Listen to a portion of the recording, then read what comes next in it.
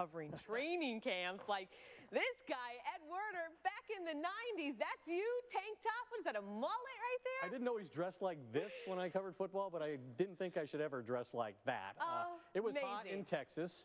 I can't believe, though, I would show such poor judgment in a professional environment to stand in front of Jimmy Johnson and NFL players looking at all like that. Sun's out, guns out, Ed. Sun's out, guns out. When Jimmy left after winning 2 Super Bowls, my funniest training camp story, not that you asked, is that I wrote a magazine piece in the offseason, and it led with about the breakup of Jimmy and Jerry, and it led with some unflattering references to Jerry. The first day of training camp in Austin, Jerry confronted me about it, told me it was the most negative thing ever written about him, put his finger in my chest, but told me he was not going to be punitive, which I thought was very magnanimous of him. After the first practice, I saw him talking to my competition, and the next day in the competition's paper was the banner headline on the front section of the entire paper saying that Jerry Jones had repaired his relationship with Tom Landry and was putting him in the Ring of Honor. So not punitive, huh? He was not punitive. Not at all. No, you should just came up to him with this outfit and be like, come on.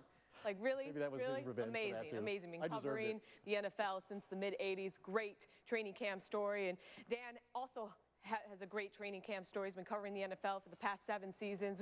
What's the one story that stands out in your mind? First of all, Ed, I know it's hot in Texas, but you got to be on Venus to wear something like that to work. That's inexcusable. Training camp to me, and this is going away a little bit with teams moving their training camps back to their home facilities. It's an opportunity for teams and fans to really interact on a level that they really don't get to throughout the year. This is my man Bennett.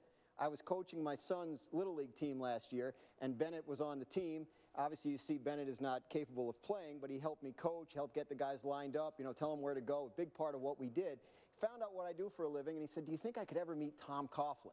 He's really into coaching and managing, wants to learn as much as he can about it. So, reached out to the Giants, and they brought Bennett and his family in after a training camp practice on a level that means a lot. Obviously, to the fans to get that close to their favorite players and their coaches, and that's a day I'll always remember from training camp for sure. Yeah, fans like Bennett are what the NFL is all about. That's an awesome story, Dan. And then we have Field. This is not an NFL training camp picture, but it is a pretty boss picture. What is this from? I missed many a tackle in this uniform that I was wearing for the Wesleyan Cardinals as a safety back in my playing days at the collegiate level. The good news for the program, 7 wins last season. They're on the up and up. But I'll take my training camp story to my time actually in the league with the Kansas City Chiefs and my first day on the job at training camp in River Falls, Wisconsin, back in the with the team in that capacity, because he was all about the morning workouts. 4 a.m. he was on the bike where he stayed for about the next hour and a half. I got on my bike at 3:45, started to ride over. Gary, he was already on his way back, so I quickly learned that in NFL, everything is 15 to 20 minutes ahead of time, and I was just glad I didn't get fired my first day on the job. 3:45, you did a workout. The day starts early. I was going back to bed. Gary's ready to get rolling. That's not the morning. That's still the night before. It was freezing. I had to wear like a sweatshirt and pants on the way over there. Wow. Wow. Well, lessons learned. All 3 great stories. And the pictures. We all agree that Ed Werder's picture is iconic. That is pretty. It's glorious, but this is good. I'm going to start P90X to get back on this level. Prime to make a run to their 3rd straight Super Bowl in 2015. And speaking of the Seahawks being loaded, we asked the 3 of you guys to rank the Seahawks' top players to see where Russell Wilson would land. And Marshawn Lynch was actually voted the top player in a 2-to-1 vote. Ed and Field both voted him the #1 player. Why did you vote for Marshawn Lynch? The heart and soul of this entire roster. Well, Dan, you actually think Earl Thomas is the #1 player. Why? And in any training camp, managing reps is important, but the Patriots quarterback situation is unique in this matter, given that there's no doubt Tom Brady, 4-time Super Bowl champ, future Hall of Famer, is the undisputed starter.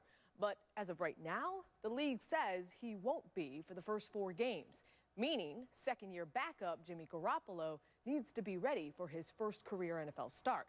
As we wait and see, Trey Wingo tells us what we should know about Garoppolo. For one special, all right, Dan and Field breaking down the AFC West and into Face of the Franchise, Unsung Hero. And let's start with you, Field. Who is the face of the franchise with the Broncos? Not a lot of mystery here. Okay, Peyton Manning, who of course coming back from injury.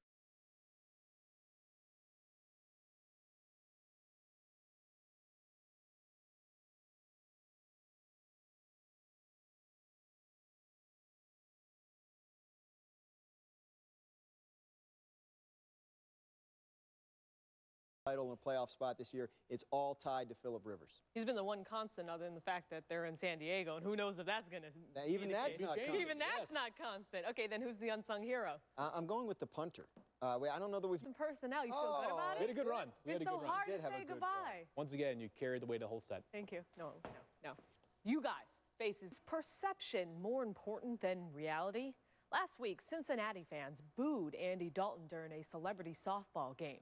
The same Andy Dalton that has led the Bengals to 4 consecutive playoff berths. Meanwhile, excitement continues to grow around Ryan Tannehill despite a losing record in his 3 seasons with the Dolphins, who haven't been to the playoffs since 2008. Sometimes the perception of hope outweighs real-life results. Either way, a new year brings opportunity to change perceptions, for good or bad. Tannehill and Dalton continue Jaws' QB countdown at number 17 and 16.